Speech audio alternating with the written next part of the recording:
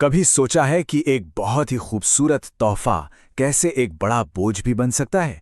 चलिए आज बात करते हैं एक ऐसी ही कहानी की। एक जादुई आवाज, एक पल की लापरवाही और लालच के अंजाम की कहानी। तो कहानी की शुरुआत होती है ढोलकपुर के घने जंगल से। यहाँ रहती थी एक कोयल जिसका नाम था कूकू।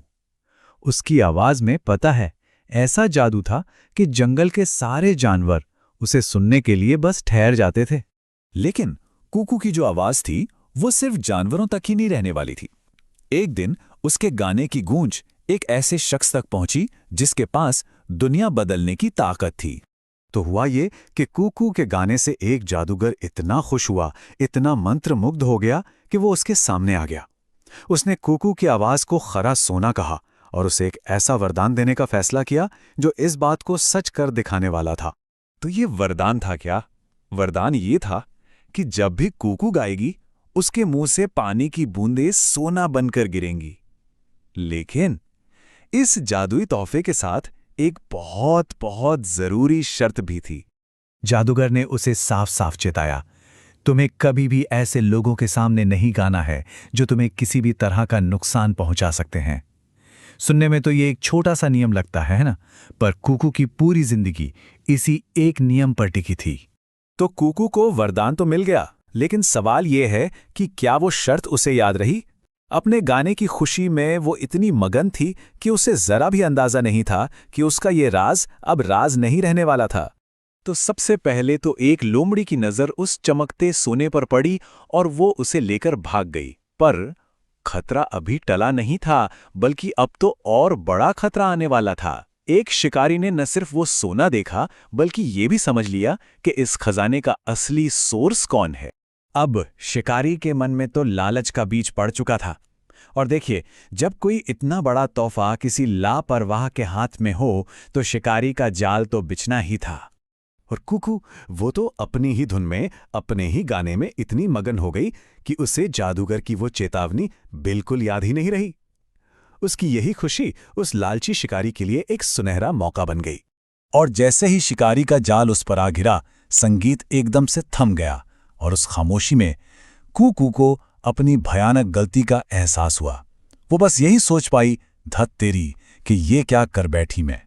देखिए, शिकारी के लिए कूकू कोई मामूली चिड़िया नहीं थी। वो तो उसकी पूरी जिंदगी की ऐशो आराम का एक टिकट थी। उसने फैसला कर लिया कि वो इस सोने की चिड़िया को सीधा राजा को सौंपेगा। तो शिकारी ने सोचा, सबसे बड़ा इनाम कहाँ मिलेगा? राजा के दरबार में। और वो अपने इस अनमोल खजाने को लेकर सीधा वहीं पहुंच गया, इस उम्मीद में कि उसे जिंदगी का सबसे बड़ा इनाम मिलेगा। लेकिन दरबार में पहुंचते ही मामला पलट गया। शिकारी के दावे पर किसी को भी यकीन नहीं हुआ।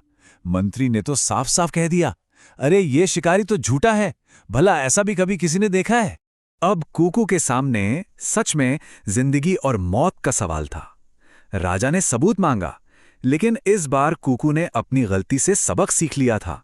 उसने तय कर लिया कि वो खामोश रहेगी, चाहे जो हो जाए। तो सोचिए क्या माहौल रहा होगा। एक तरफ थी एक जिद्दी खामोश चिड़िया और दूसरी तरफ एक बेसब्र राजा। और इसी टकराव ने कहानी को एक ऐसे मोड़ पर लाकर खड़ा कर दिया जिसके बारे में किसी ने सोचा भी नहीं था। अब कूकू तो चुप थी और उसकी खामोशी देख देखकर राजा का सब्र जवाब दे गया। उसे पक्का यकीन हो गया कि यह शिकारी ही धोखेबाज है, और उसका सारा का सारा गुस्सा अब उस शिकारी पर फूट पड़ा। और गुस्से में आकर राजा ने एक ऐसा हुक्म दिया जिसने सब कुछ बदल दिया। वो जोर से चिल्लाया, पकड़ लो इस झूठे को और इस चिड़िया को जाल से आजाद करो।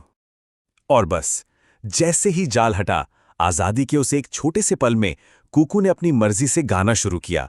पानी की सिर्फ एक बूंद गिरी और पूरे दरबार की हैरान नजरों के सामने वो सोने में बदल गई। राजा तो हैरान रह गया। उसने फौरन उसे फिर से पकड़ने का हुक्म दिया। लेकिन ये वो पहले वाली लापरवाह कूकू नहीं थी।